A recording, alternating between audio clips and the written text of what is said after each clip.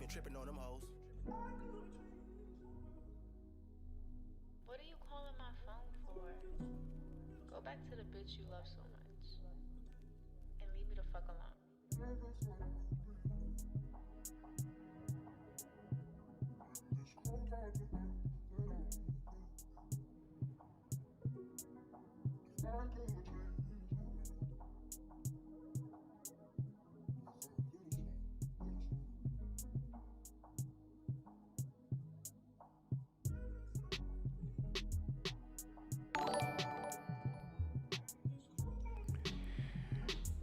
Burn Live, y'all. Marijuanically keeping you connected.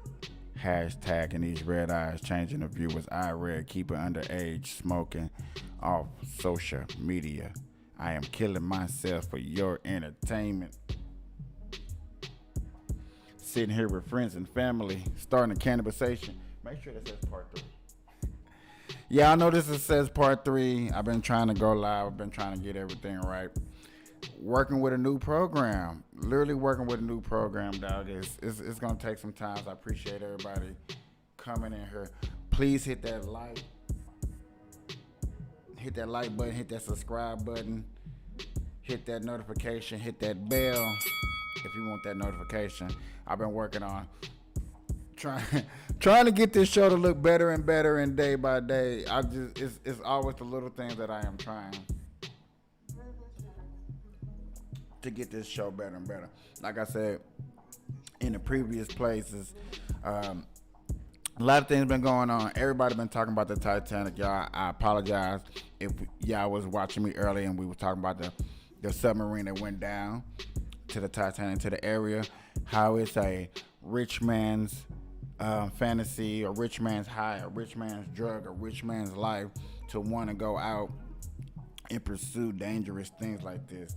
I also want to say that even though this is a tragedy and it's really going down and it's sad, I did hear a rumor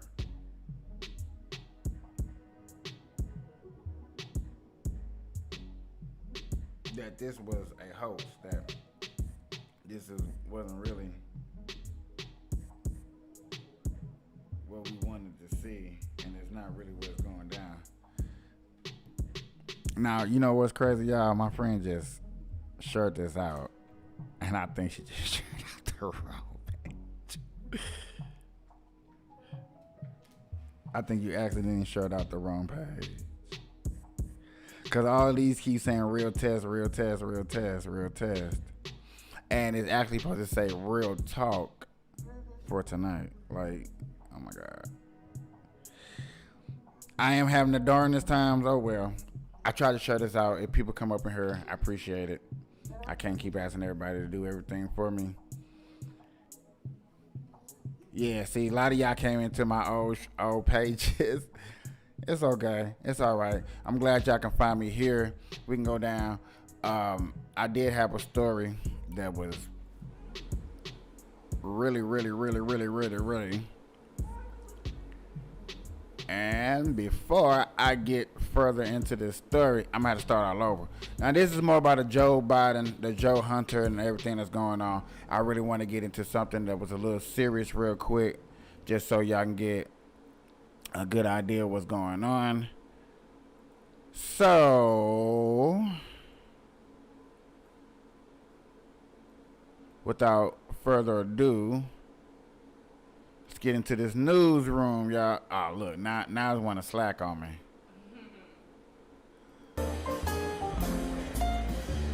Distinguished guests, please make your way to your seats. The dinner will begin shortly. Thank you.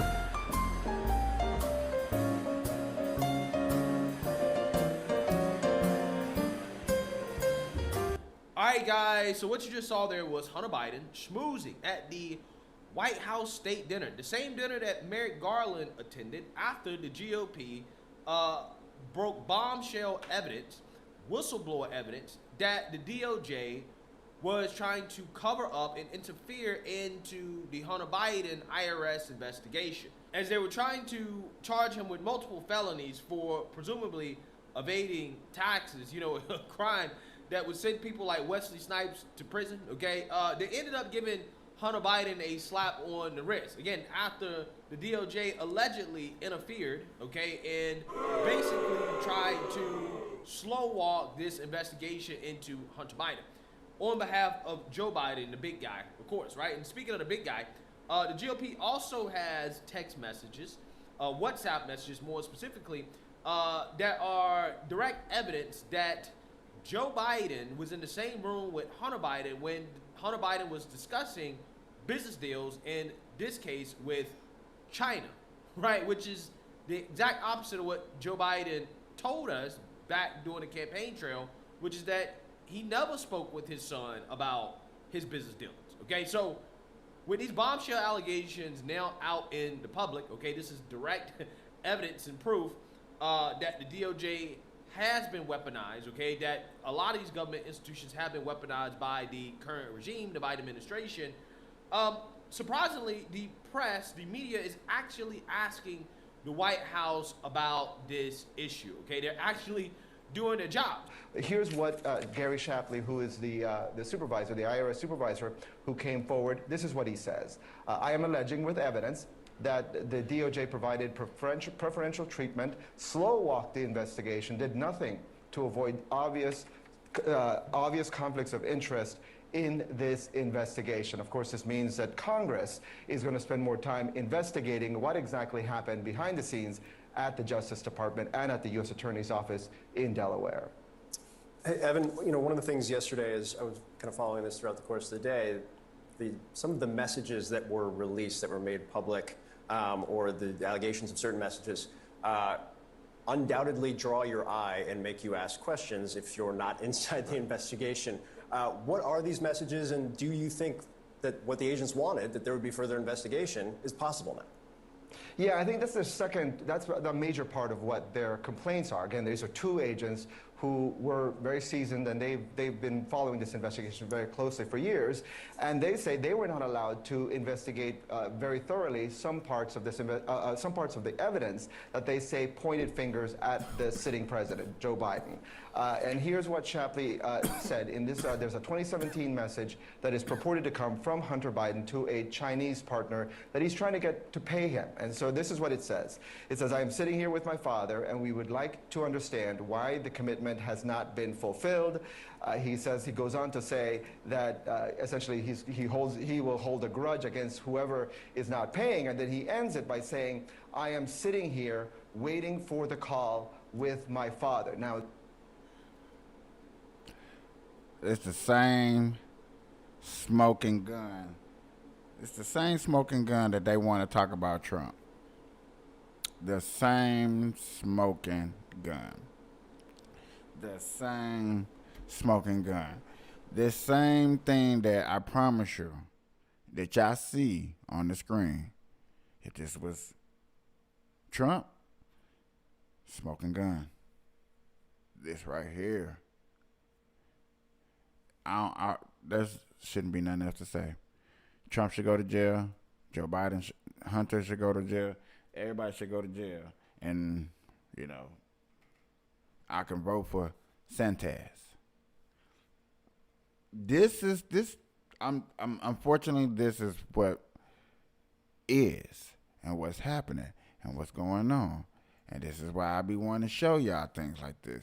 And I'm glad that this guy goes into deep. The importance of that is that, you know, Joe Biden has repeatedly said that, you know, he's never talked business, his son's business issues with his son. And again, this is a message from 2017. Joe Biden was not president at the time.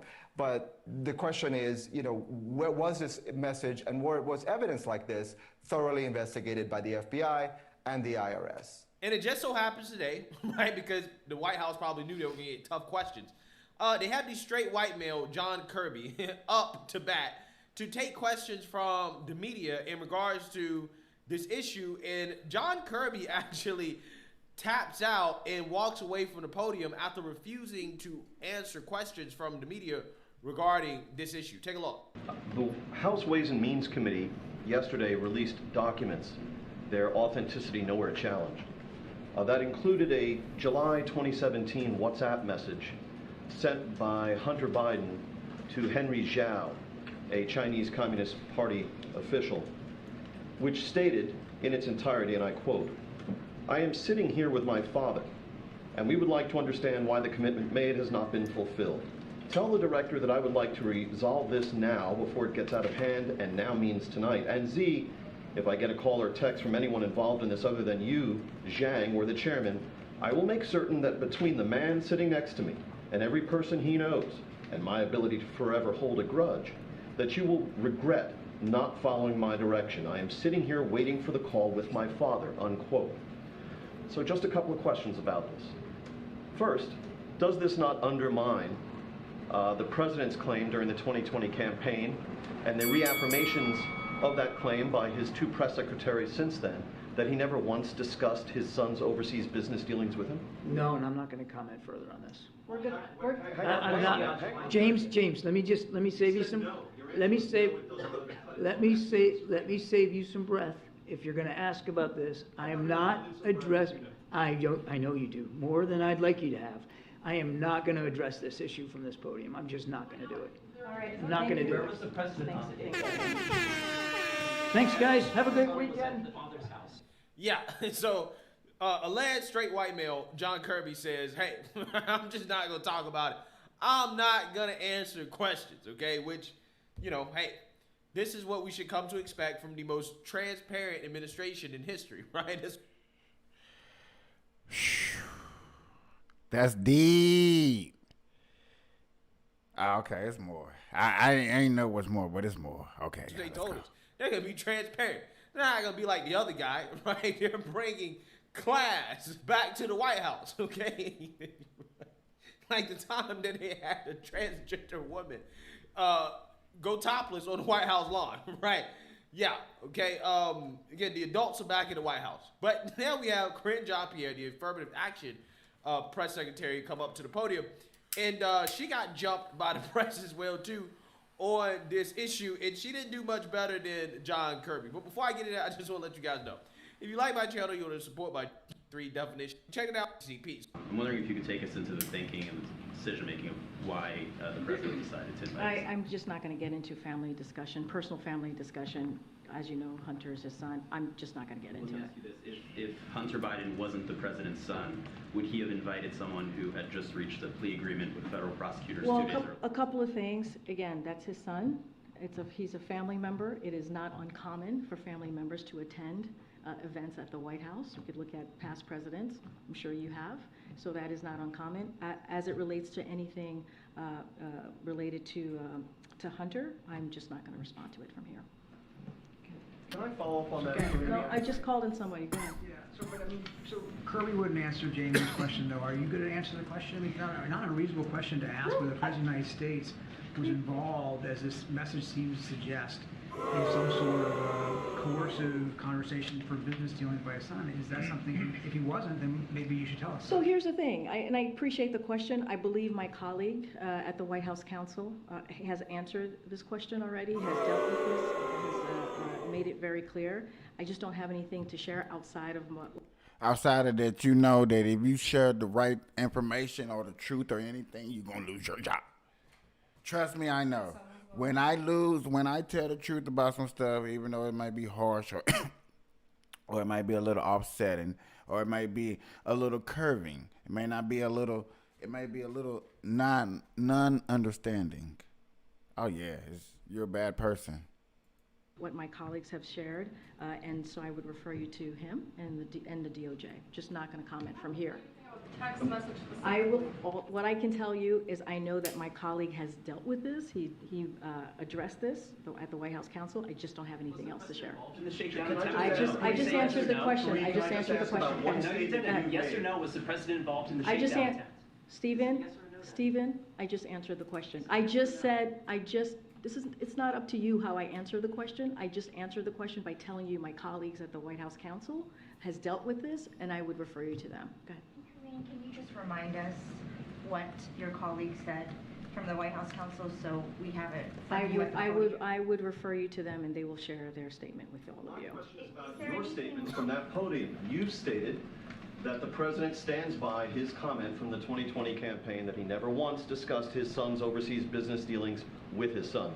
And you stood at that podium and you reaffirmed that. Do you stand by your reaffirmation? What I will say is nothing has changed. Nothing has changed, and I will leave it there. Anything else, I will refer you to the White House counsel. Bro, you know how many times they done made a doggone tape of her saying that stuff? That stuff is ridiculous. Y'all, I don't know if y'all really be appreciating the hard work that they do up there at the White House. I don't know if y'all do. I'm just saying, I don't know. If y'all do, y'all do. You know what I'm saying? Appreciate the hard work that they put in up there at the White House. Man, it is crazy. It is non-reassuring that the way we're heading in today's society is not looking good, guys. I remember when I watch a lot of politics, man. People was up there, they was answering questions. Harsh questions, mean questions, rude questions, unworthy questions. Just, I mean, sometimes you had to ask the questions. Sometimes you had to, y'all. And I want to just put it on here just to show questions and answers. I should have just started me a YouTube page called Questions and Answers. It's just real simple. Real simple. Now I know what we've been covering is LBGTQ, RS, TUV, WXY, and Z. And I like to show y'all from different point of views, other people, other podcasters' perspective and how they break it down. Cause I'm getting used to this. I'm getting to learn how to break things down, and put things together. But then I won't be going live as much. I will be a content creator for real.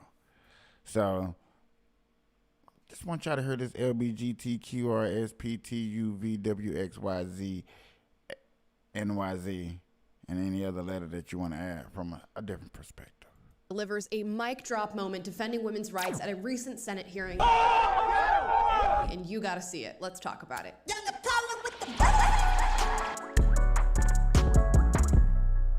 Guys, before we get into this now viral video, please like and subscribe. I want as many people to find this channel as possible. Spoken out against Leah Thomas being able to compete against women. She's at a Senate hearing that is surrounding LGBTQ+ Americans. It's titled Protecting Pride, Defending the Civil Rights of LGBTQ+ Americans. Now, she testified before the Senate, which I imagine is a very nerve-wracking thing to do. If it is to be said. I'm sorry? If it is to be said, so it is. But she held her own, and especially in this clip. You don't believe that a biological male has a physical advantage in sports over a biological female? Not as a definitive statement. Give me an example. Well, no, I don't think. How many female members of the NBA do you see? Well, I can say that, there's been this news article about men that think that they could beat Serena Williams in tennis. Right? That they think that they could actually score a point on her. And it's just not the case. She is stronger than that. What's your experience, Ben? Male, female? Both Serena and Venus lost to the 203rd ranked male tennis player, which they're phenoms for women. My experience, my husband, he swam at University of Kentucky as well. In terms of accolades and in terms of national ranking, I was a much better swimmer than him. He could kick my butt any day of the week. Without trying. I love Riley's just calm, cool, collected delivery of an outright fact that just completely demolished the argument that this woman is making. And for those of you who do not recognize this woman, she is the current sitting president of the Human Rights Campaign. And for those of you who don't know what the Human Rights Campaign is, it is a massive LGBTQ+ organization that claims to be continuing the fight for equality and is often at the front lines of the debates surrounding gender ideology, the transgender movement, and anything that has to do with the LGBTQ+ agenda here in the United States of America. So she's going up against the big dogs in front of the US Senate, and she held her own by simply stating facts. And what must be acknowledged is how confident Miss Kelly Robinson was. Kelly Robinson made the claim that men that think that they could beat Serena Williams in tennis, right? That they think that they could actually score a point on her. And it's just not the case. She is stronger than that. That's the words that you just heard her say. Even though Riley Gaines has evidence to the contrary, we all have evidence to the contrary. Karsten Brosch, I believe is how you pronounce his name, a German tennis player who was ranked 203rd among the men, defeated Venus and Serena both in the same day. So where, in fact, did Kelly Robinson get the knowledge that Venus and Serena could not be beat by a man, or that a man could not score a single point on them? Did she just assume that people were going to view what she said as factual because she comes from a position of authority by being the president of the Human Rights Campaign? I think that's exactly what happened here. Luckily, Riley Gaines was there to fact check her. Oh, thank God. She could have been fact-checked in many different ways here, right? The senator asked her specifically, can you give me some examples? Let's talk about that time that the U.S. women's national team for soccer got beat by an under-15 boys squad.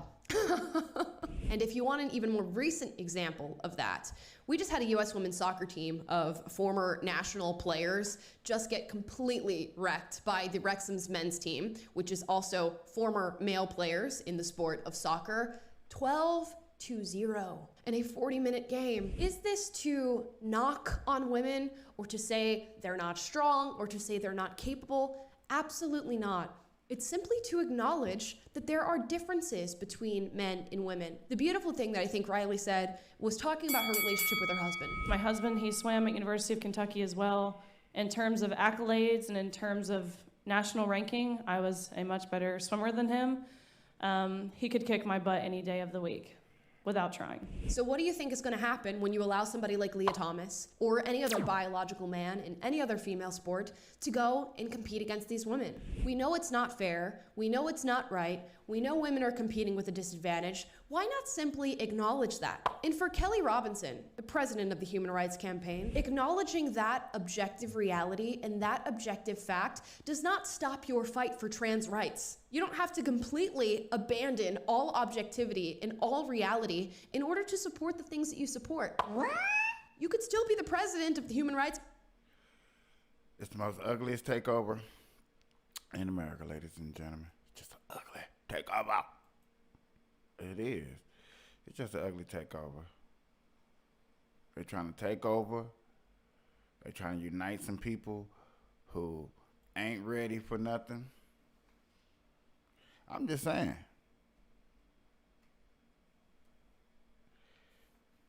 I don't know. I think this is, like I said earlier, I don't know if I said it on this one or another one. I think all this stuff is a big distraction. We got documents, and I don't know if I can play them on here or not, because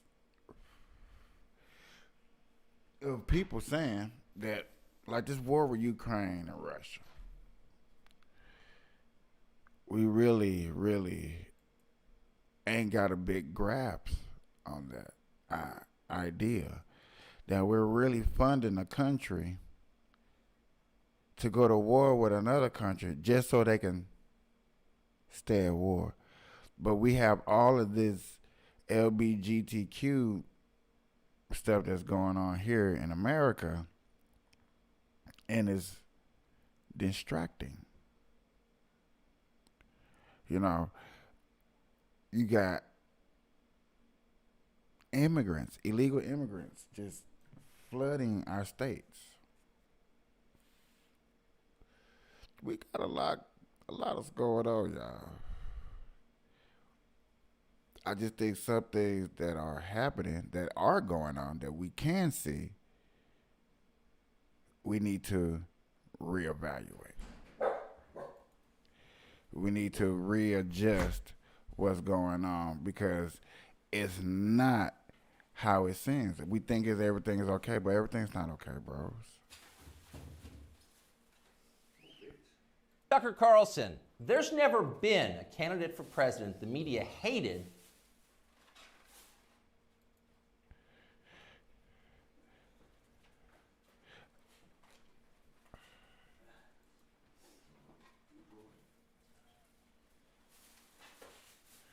Let me get back into this. Here we go. I almost lost.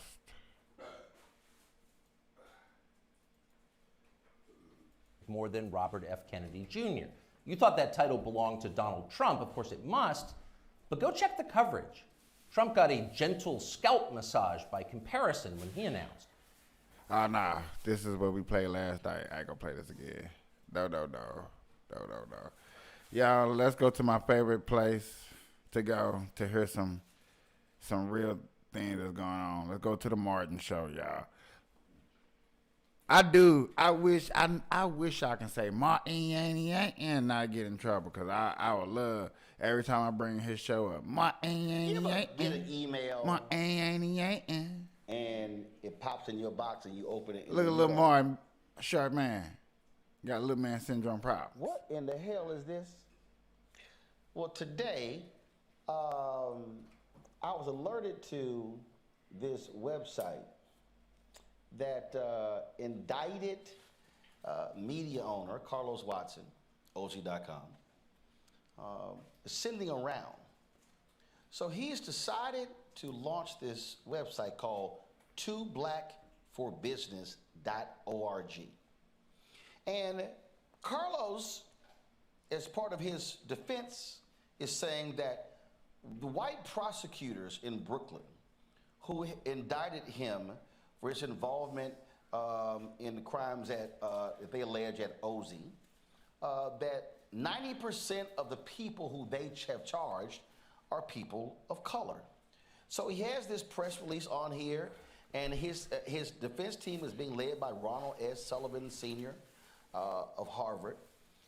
And he goes on here and he's talking about these cases and these defendants and the folk who they haven't put a lot of white folks away. And then he puts in here talking about too often black entrepreneurs are being criminalized for their activities. Now, mind you, this is the same Carlos Watson who they didn't put in here, who's facing 37 years in prison because of activities. And then he even tries to call out white media folks like Shane Smith at Vice, as well as Jonah Peretti at BuzzFeed. Then talks about how African Americans are less likely to get venture capitalist money. I mean, it goes on and on and on and on and on and on. And it says on here, please contribute, to his fund. You see the website right here, y'all. The U.S. legal system criminalizes the actions of black entrepreneurs such as OZ Media founder Carlos Watson while giving their white counterparts a pass. And so y'all, I mean, the site is hilarious. So then he posted a video on Vimeo that was even more hilarious to listen to. Now, what he's essentially saying is, I'm a crook, but y'all didn't go after the other crooks too. Press play. It's time for me to get set up for therapy, and I use this room as my office. But the desk is over here, and so when I...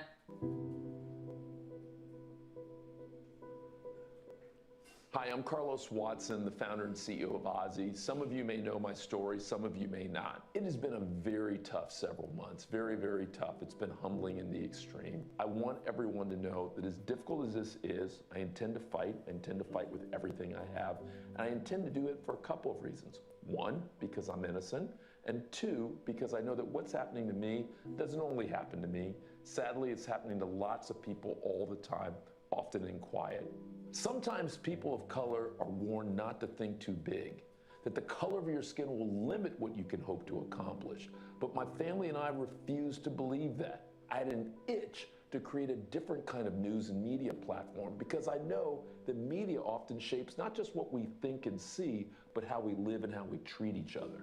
We wanted to change how people saw the world because we know that if you see more, in fact, you might be more and do more. But as I began to build up, so, little short Martin is hating on a black man is actually speaking positive and want to do things and show growth. Y'all see this? But y'all say I be hating on black folks. I don't like niggas.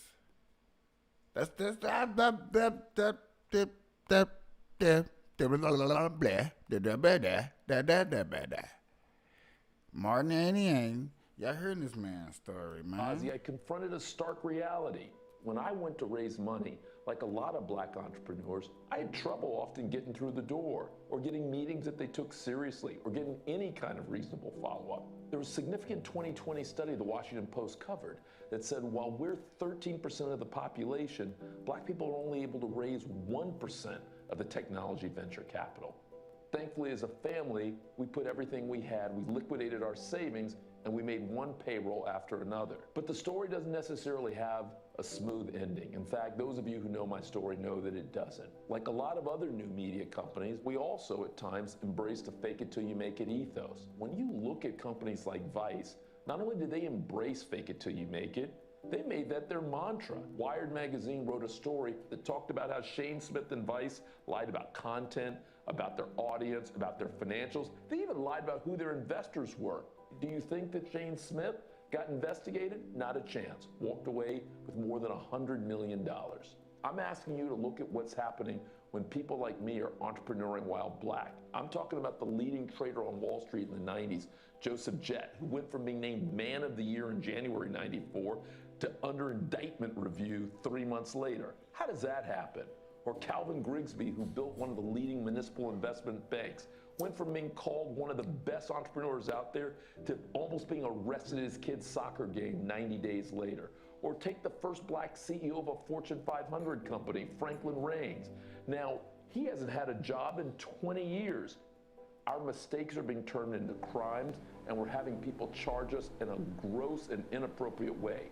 In fact, the 3 wealthy young white prosecutors on this case are in Brooklyn, which you know through gentrification is now 35% plus white.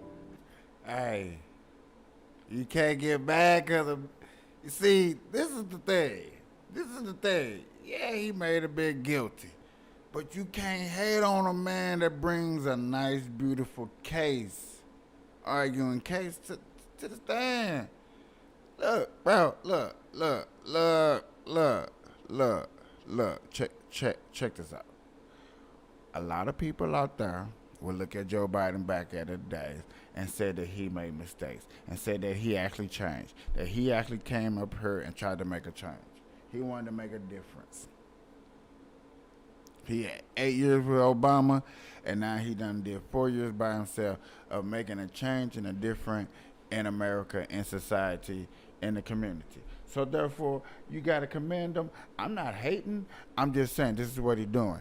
Now, black entrepreneurs, you can say that they have went down the road of justice and trying to do good and took a couple of few shortcuts along the way, or was made ill-advised on the way. And yes, there are a lot of people that have been ridiculed. Look how many people, check this out. I got one for you. How many people would love the fact of getting R. Kelly out of jail? Huh? There's a lot of people out there. I love R. Kelly music. I made babies, and he was talking to a baby, and he was making love to a little baby, and he was peeing on little babies. So you got to think about this, that everybody is trying to point the fingers, especially this black man. This black man looked like, in that video that he was doing, he was showing a lot of videos who he done been with successful people. I've seen a lot of successful people and people that have been up and down some roads. How many white people have these guys indicted over the last 5 years? Less than 10%. Meanwhile, 9 out of 10 of the people they've indicted are black and brown people and people of color. And while I'm not a martyr, I do care about the next generation. I do care. You see, he should have been talking to Black Lives Matter. You see, that's what happened. Marty ain't up here mad because he ain't talking to Black Lives Matter. If he was out here talking to Black Lives Matter, trust me, he would not be going through this problem. Care that other young entrepreneurs like me, other young black entrepreneurs like me, don't continue to face the same crazy odds that I face, the same overcharging and selective prosecution that has hit so many of us. Thank you for taking a moment with this. God bless you, and God bless us all.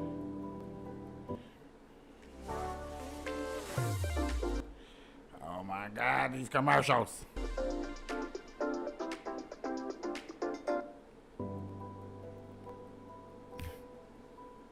What you just heard was absolute complete bullshit. Oh, now all of a sudden you want to put on a kente coat. Now all of a sudden you want to act like, oh, you're championing African Americans. Well, first of all, I tried earlier to go to OZ.com to pull up and see how many stories that they've done on these type of issues. Go to my website. Oh, sorry, their website's no longer online. You can't actually look it up.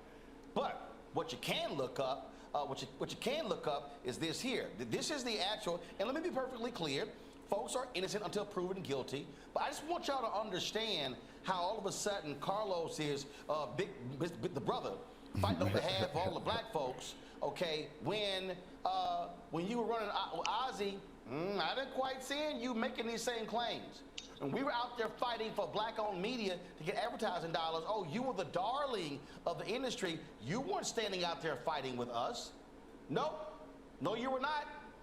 I don't recall seeing those social justice stories, Carlos, when you were running Ozzy. Where were they? You know why? Because you were the darling of white venture capital money. Y'all raised $75 million. Don't try to act like, oh my God, it was so hard and it was so difficult and oh, this is the lack of money that black people get. You got the money. If you, matter of fact, you know what, let me just go ahead, before I show this here, let me just type in Ozzy and Group M. Group M is one of the largest ad agencies in the country. What did I just say? One of the largest in the country. They had something called a Media Inclusion Initiative, and what did they do? They struck a 2-year deal with Ozzy. Here's right here. Here's the story. It was an Ad Age. Group M strikes a 2-year deal with Ozzy to further its DEI efforts. Sure did. You go to the Ad Age story, you're going to actually see what that initiative was all about right here. Oh, my goodness. Here it is. And this was, of course, in April of 2021. That's right. 2-year multi-platform deal. Millions of dollars with the CEO of Group M.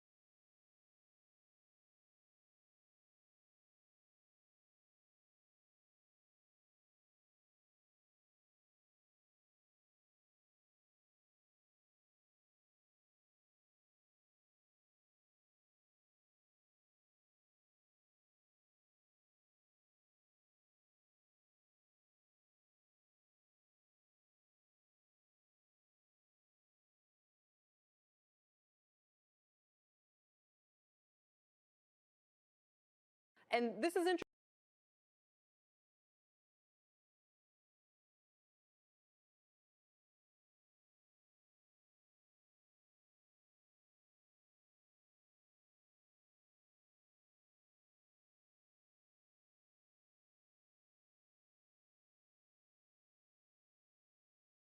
Interesting. So it's only $20 for me to buy into a piece of artwork, right?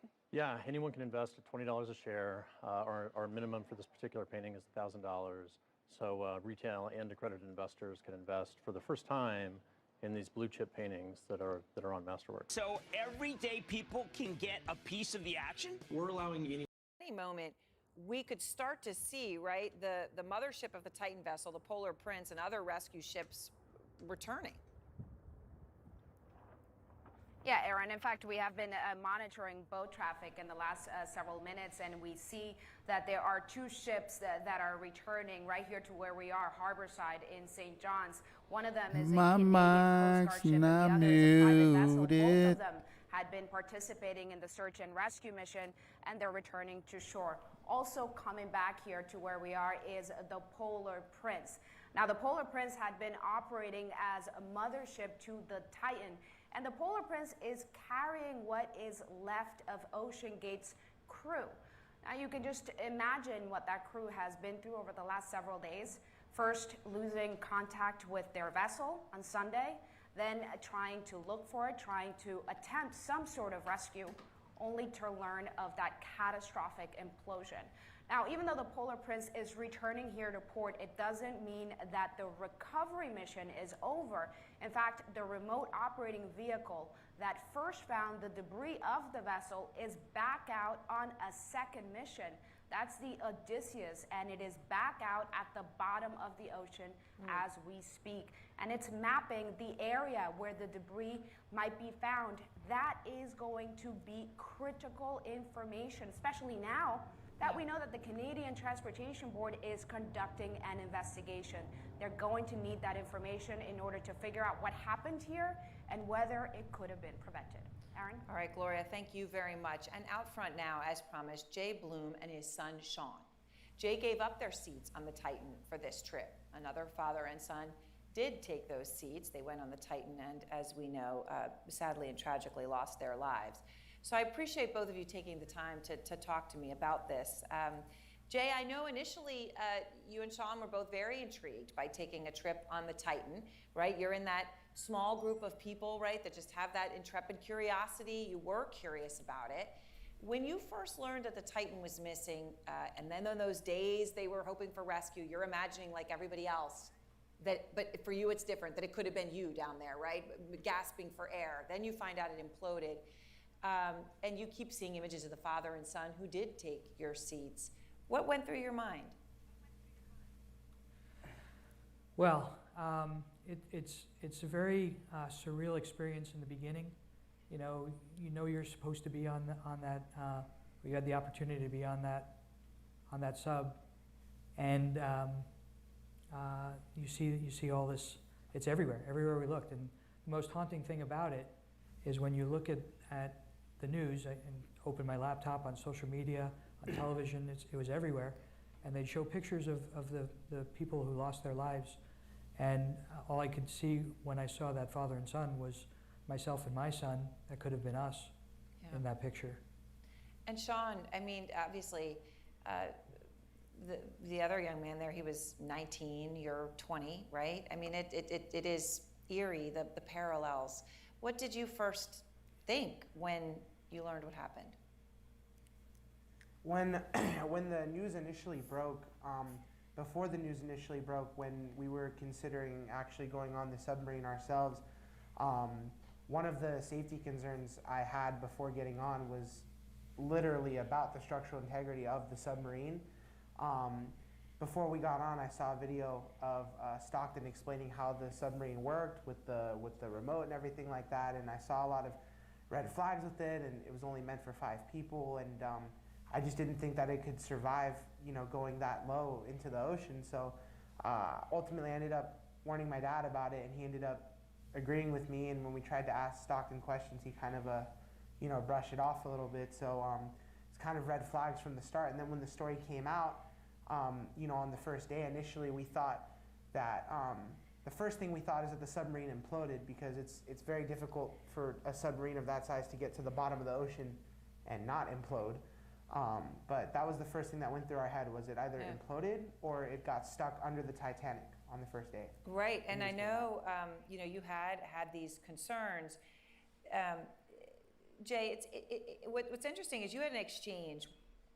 Man, don't ever say that I don't use words that may hurt, harm, and do all that stuff that LGBTQ be talking about, saying that can happen, because they just using the word exploded, like boom, and that's what possibly could have happened or should have happened or might have happened or whatever happened. Prayers go out to the family that were lost. You know what I'm saying? I'm bestie. I like touching. Now, all them black people They were talking all that stuff about how they ain't afraid of water. I bet they afraid of water again. They have re-announced they afraid of water. you know, water, dry land. That's messed up, man. What's this? Let's see what this is, y'all. Do not Commercial. go to fatletters.com. Do Oh, not take Jesus. our historically low offer. 2 for 24 shorts, 1 for $24. Plus, it is It's nearly for short 4:30 people. in the morning in I'm just playing. Moscow, and as you can see here, troops are cordoning off the Kremlin and the presidential administration. This is just the latest in a series of troubling developments that have been happening over the last several hours in a clash that has escalated into an all-out confrontation between the Wagner Group leader, Yevgeny Prigozhin, and Russia's top military generals. Tonight, as Matthew Chance just touched on a moment ago from Ukraine, Prigozhin is claiming that a helicopter that was firing at civilians has been downed by his mercenary forces. He said this in a taped audio message that was posted on Telegram, where he has been posting most of his updates. He did not give any further details, and I, of course, should note we can't verify his claim tonight. Neither he nor the Kremlin are exactly trustworthy sources of information. In a moment, we are going to speak to the former Defense Secretary, Mark Esper, for his take on what is happening in Russia. But first, we're going to check in with CNN's Oren Lieberman, who is at the Pentagon. Oren, I imagine officials there are watching this incredibly closely. Have they learned any more? Have they been able to verify any of these claims that we are seeing Prigozhin make? Not as far as we know at this point. As you pointed out in your conversation with Matthew Chance, and you just touched on it a second ago, it's very difficult to know for sure what's really happening. You have essentially three bodies here, right? You have Evgeny Prigozhin and Wagner, you have the Russian Ministry of Defense, and then you have the Kremlin, whose arm, at least for information, is Russian state media. And all of those are notoriously unreliable sources of information. Prigozhin himself will either lie or exaggerate. Russian state media, as we've seen multiple times over the past, is not to be trusted. And the Ministry of Defense is not reliable at all in terms of information it's putting out, whether it's on the war in Ukraine or otherwise. But, of course, the U.S. has tracked carefully and closely this power struggle that we're watching perhaps play out in real time right now between Prigozhin and the Ministry of Defense. A power struggle about who has more influence with Putin, who can get resources for the war in Ukraine, and in the end, of course, who comes out on top. Ever since this emerged as a more clear conflict earlier this year, the U.S., according to officials, has been trying to gather intelligence on it and collect as much as possible to try to find out where this is going. But in terms of what's happening right now and where this leads, that's something the U.S. is watching very closely. There was a sense, and there has been a sense, I should say, over the course of the past couple of hours, that this is something different than what we've seen before. Prigozhin has complained repeatedly about the ineptitude of the Russian Ministry of Defense. Normally that has followed some sort of Ukrainian breakthrough or tactical success on the battlefield. Not anymore. There wasn't any apparent Ukrainian success that would lead to this. This is Prigozhin openly complaining and perhaps acting, and that's why the U.S. is watching how this plays out so closely, Caitlin. The question, of course, where does this go from here as we watch these videos from the Kremlin of it being... Yeah, no, those guns. Guns.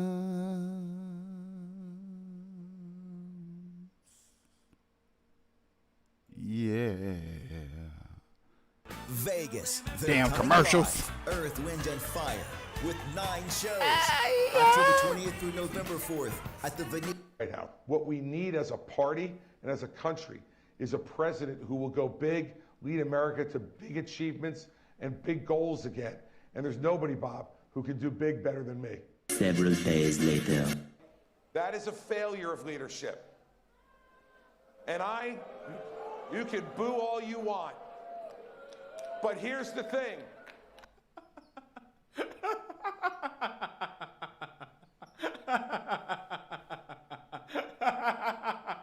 Oh boy. Oh boy, you can't. He got tears in his eyes. That's fucked up. Chris Christie, this guy is not serious. This guy is not serious. This man said nobody does big better than him. Boy, he won't lie about that. That's the truest thing this man has ever said. Nobody does big competitor, Chris Christie, okay, who apparently is going to be doing some big things, okay? He's going to be doing some big things because he's trying to take down Trump, right? And this guy really wants us to believe that he can do that, okay? And, you know, he apparently is what the establishment is calling a kamikaze candidate in the GOP primary, right? He's simply in the primary, not because he's actually trying to win. It's because he's trying to take down Trump. He's trying to take down Trump by exposing Trump and attacking Trump. But the unfortunate reality for him and the mainstream liberal media, who, again, he's trying to appeal to, he's not doing this for Republicans or conservatives. He's doing this for CNN, right? He's doing this for MSNBC. Okay, that's what he's actually doing. The unfortunate reality is that Christie attacking Trump is not going to work, right? Just like all the attempts in the past to attack Trump is not going to work. So I want to talk about it because this guy got booed at a faith and freedom conference when he was trying to go after Trump. People weren't feeling it. And I want to play this clip and the mainstream liberal media reaction to it because that's just as hilarious, right? They're sad that this attack is not working. And talk about Chris Christie, right? Because this guy definitely has some big problems if he believes that he is going to be the one to take down Trump. So I want to talk about it. But before I get into that, I just want to let you guys know. If you like, let's roll this clip. And Ali, I want to play something that just happened there at the Faith and Freedom Coalition. Chris Christie got booed. This is the first time, that he has tested his campaign strategy of going up against Donald Trump. He's the only one who's doing it that vigorously. And he said that Donald Trump had failed the Republican Party. Let's watch. In debate prep in 2020, why am I running for President of the United States? I'm running because he's let us down. He has let us down because he's unwilling. He's unwilling to take responsibility for any of the mistakes that were made, any of the faults that he has, and any of the things that he's done. And that is not leadership, everybody. That is a failure of leadership. And you can boo all you want. But here's the thing. Our faith teaches us that people have to take responsibility for what they do. People have to stand up and take accountability for what they do. And I cannot stand by, and as soon as I've started to be critical, after all of that, and after you offered me White House Chief of Staff, now what he does is call me names and belittle me. Brandon, does that strategy work? Well, credit to Chris Christie for going in there and doing that and saying that. I think what won't work is just letting things go on the direction they're headed. So I give him credit for stepping in there, but it shows what Chris Christie and all of them are up against. I mean, this is a president who, despite his long sort of twisted history on the issue of abortion, people see him much more as a leader of a movement, a leader of frankly, a culture war than anything else, and people don't back away from that very easily. So, I think that demonstrates that Chris Christie has a long way to go. Boy, I got to tell you, these Washington elite insiders are really the most clueless people in politics. And that's why you see people like Chris Christie thinking that what he's doing is actually a good idea, because he's being advised by absolute idiots who are not in touch with everyday Americans, especially Trump supporters. So Chris Christie is going to respond to him getting booed with this. Take a look. There are a lot of people of faith in that room who want to hear the truth. And look, guys, we can't pretend that Donald Trump is a man of character. This is a guy who paid off a porn star. This is a guy who has regularly lied. This is a guy who's abused people who've worked for him.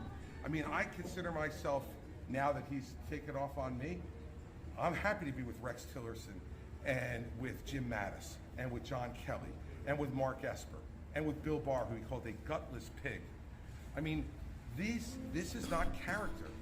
And what I was trying to make sure I emphasize to those folks in there is, if we are people of faith, the absolute, one of the cornerstones of faith is character. And it is an absolute lack of character This guy offered me White House Chief of Staff and then on a podcast yesterday saying he never trusted me. Well, what does that make him? A liar or an idiot? It's one or the other. Because if you offer me Chief of Staff and you never trusted me, then you're an idiot. And if you did trust me enough to offer me Chief of Staff, then you're a liar. Either way, I don't think that's the kind of person we want behind the desk in the Oval Office. And I came here to this organization today because I respect them. I respect every one of the people in that room who are there because they care about the country and they want to elect the best person they can. But I'm not going to come here like other candidates will and pander to them. I'm going to say exactly what I think. I knew there was a lot of Trump fans out there, and I knew I was likely to get booed. But you know what? I guarantee you one thing. I made every person in that room think today. And that's part of your job as a leader. It's not to tell them what they want to hear. It's to tell them what they need to hear. Yeah, so that is Chris Christie's explanation, right, of him attacking Trump. He got that off of Lean on Me. He got that speech off of Lean on Me. Okay? All them old school shows.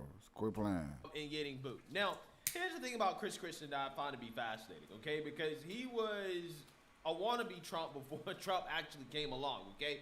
He was the straight shooter, you know, straight talker, tell it like it is type of guy. And he thinks that that's the reason why he can take down Trump. But see, the unfortunate reality for people like Chris Christie is that he's not doing this because he actually wants to win or he thinks that he can win. He's clearly doing it simply as a kamikaze mission just to take down Trump, which, again, is a very obvious thing, right? It just makes him seem a lot less credible in regards to his attacks and where it's coming from, because to me, it seems like he's doing the bidding of CNN and MSNBC. And the reason why I know this is because Christie can't even get the most basic layup issue of the Republican Party correct in regards to children and their ability to transition. Take a look. Recordings just got better.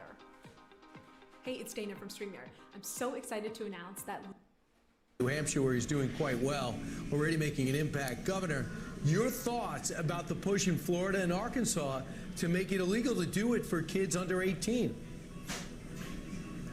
Brian, you know, I just don't want to see our government getting more intrusive in everybody's life, getting bigger. I don't think anything can replace parents when you're talking about major decisions that need to be made by our children. And I will tell you this, I want all parents out there to think about something. How many other decisions do you want the government making for you in your home regarding your kids? I don't want any of those decisions made by the government. Parents are the ones who love their children the most, who care about their children the most, who understand their children the most. And parents should be the ones making these decisions. So if a 14-year-old comes home and says, I really want to start switching genders, that's the parent's decision? Absolutely. I tell you, it's more of a parent's decision than it is a governor's decision, for goodness sakes, Brian. You really think that Sarah Huckabee Sanders should be making this decision for children in Arkansas? I love Sarah. I think she's a great person and a really good governor. But I don't think she would ever allow the government to substitute her judgment as a mother for their judgment. And that's what I'm saying. I wouldn't want any government official coming in and telling me what decisions I can help my child through and how I should do it. And I want those decisions to be made by parents, not by the government. All right, let's switch and talk about your candidacy. Yeah, so this is the guy that thinks he actually has a chance of taking him down Trump in the Republican primary. He can't even get the most basic, easiest layup policy position in the Republican Party today correct, okay, when he's talking about so-called gender-affirming care for minors.